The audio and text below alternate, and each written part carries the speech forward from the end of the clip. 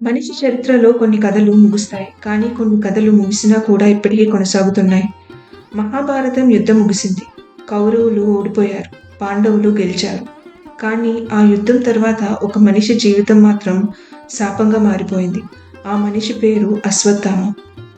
ఇప్పటికీ కొందరు చెప్తారు అతను ఇంకా భూమిపై తిరుగుతున్నాడని. అది నిజమా? అతనికి నిజంగా అమరత్వం శాపమా? ఇది ఒక కథ కాదు. ఇది మహాభారతం తర్వాతి రహస్యం. యుద్ధం ముగిసిన తర్వాత జరిగిన భయంకరమైన రాత్రి. మహాభారత యుద్ధం చివరి రోజుల్లో కౌరవ సేన పూర్తిగా నాశనమైంది. అప్పుడు అశ్వత్థామ కోపంతో పిచ్చివాడిలా మారిపోయాడు. ఎందుకంటే అతని తండ్రి ద్రోణాచార్యుడు యుద్ధంలో మరణించాడు. అతను నమ్మాడు పాండవులు తన తండ్రిని మోసం చేసి చంపారని. ఆ కోపం అతని మనసులో ప్రతీకారం అనే అగ్నిగా మారింది.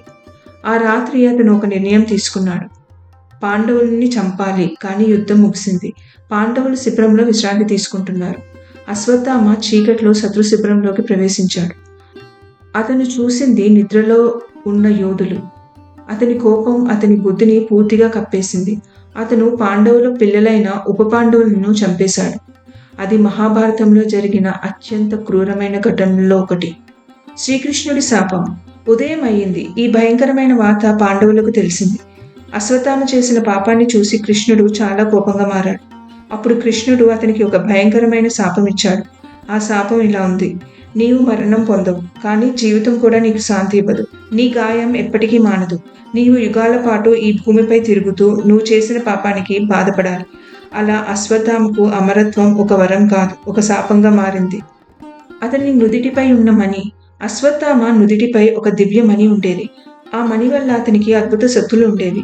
కానీ కృష్ణుడు ఆ మణిని అతని నుదిటి నుండి తీసేశాడు.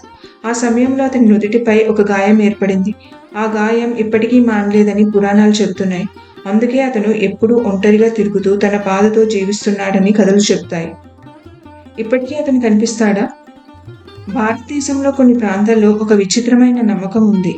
కొన్ని అరణ్యాలలో మరియు పాత దేవాలయాల దగ్గర ఒక విచిత్రమైన మనిషిని కొంతమంది చూశామని చెబుతారు. అతని నుదిటిపై ఒక గాయం ఉంటుంది. అతను ఎవరితోనూ ఎక్కువ మాట్లాడడు. కొన్ని కథల ప్రకారం అతను దేవాలయాలకు వచ్చి శివుడిని ప్రార్థిస్తాడట. కొంతమంది అంటారు అతను మధ్యప్రదేశ్లోని అడవుల్లో కనిపించాడని. ఇది నిజమా, లేదా మానవ ఊహలేనా? అది ఇప్పటికీ ఒక రహస్యం. అశ్వత్థామ కథ మనకు చెప్పే పాఠం: అశ్వత్థామ పుట్టుకతో చెడ్డవాడు కాదు. అతను ఒక గొప్ప యోధుడు, ఒక మహర్షి కుమారుడు.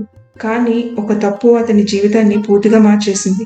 ఆ తప్పు ఏమిటంటే కోపం. కోపం మనిషిని చిన్న నిర్ణయాలు తీసుకునేలా చేస్తుంది.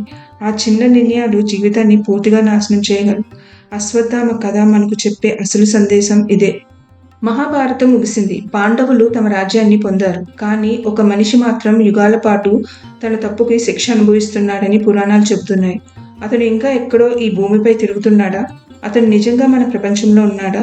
లేకపోతే ఇది మనకు ఒక హెచ్చరికగా చెప్పిన ఒక పురాణ కథనా? ఈ ప్రశ్నకు సమాధానం ఇప్పటికీ ఒక రహస్యం. కానీ ఒక విషయం మాత్రం నిజం: మన కోపం మన జీవితాన్ని నాశనం చేయగలదు. అందుకే పురాణాలు మనకు కథల రూపంలో జ్ఞానం నేర్పిస్తాయి.